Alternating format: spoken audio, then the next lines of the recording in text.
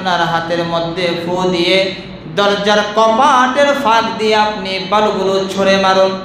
সরওয়ারে দু আলম নবী আয়াত পাঠ করে হাতের মুষ্টির মধ্যে ফু দিয়ে দরজার কপাট দিয়ে যখন বালিগুলো ছুঁড়ে মেরে দিলেন, এবার 70,000 ফেরেশতা ওই প্রত্যেকটা বালি কণা মাটিতে পড়তে দেয় নাই।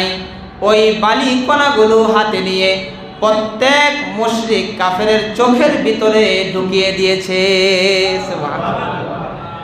ওই বালি কণার মাটিতে পড়তে দেয়নি, ফেরেশতারা হাতে নিয়ে প্রত্যেকের চোখের ভিতরে এই বালি কণাগুলো ঢুকিয়ে দিয়েছে। এবার সমস্ত কাফের মুশরিক তারা চোখ ডলতেছে আর বলে, আমাদের চোখ অন্ধকার হয়ে গেছে, আমরা সামনে আর কিছুই দেখতে পাই না। এগুলো করেছেন কে? আর জবান কে? আল্লাহ তাআলা করেছেন। তার হাবিব মদিনায় যাবে ব্যবস্থা করতেছেন। এবার সবাই চোখ ডলতেছে, চোখ মলতেছে,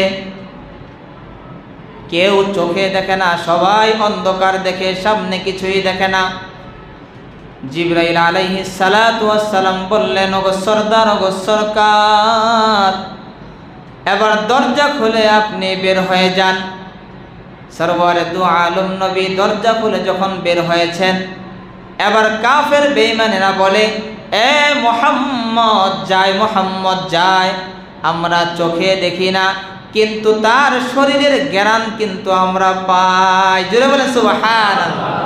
শরীরের ঘ্রাণ তো পাচ্ছি, কারণ নবীজির শরীরের ঘ্রাণ এমনই ছিল, নবীজি যখন রাস্তা দিয়ে যেতেন তখন কয়েক ঘন্টা পর্যন্ত ওই রাস্তা একবারে সুঘ্রাণে সুবাসিত হয়ে থাকতো। বলেন সুবহানাল্লাহ।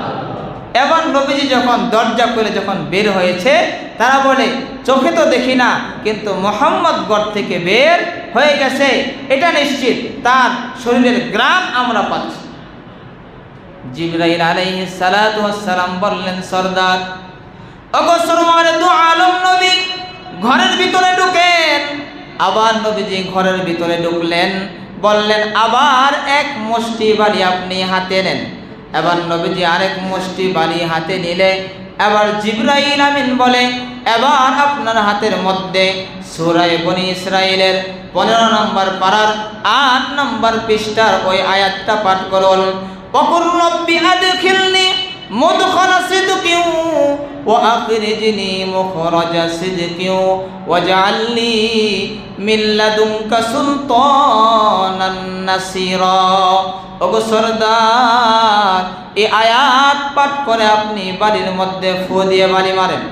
এবার সরওয়ারে দু আলম নবী এই আয়াত পাঠ করে যখন বালুগুলো মারলেন, জিবরাইল আলাইহিস সালাতু ওয়াস সালামের 70,000 ফেরেশতা তারা বালুগুলো ওই কাফের মুশরিকের নাকের ভিতরে, ওই কাফের মুশরিকের কানের ভিতরে ঢুকিয়ে দিয়েছে।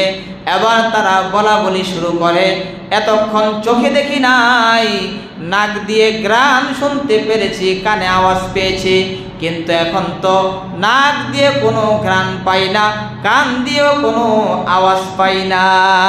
সুবহানাল্লাহ। এখন তো আর কোনো ঘ্রাণ নাকে আসে না, আর কানেও শুনতে পাই না, সব বন্ধ। আল্লাহ তাআলা চোখও বন্ধ করে দিয়েছেন, নাক বন্ধ করে দিয়েছেন, কান বন্ধ করে দিয়েছেন।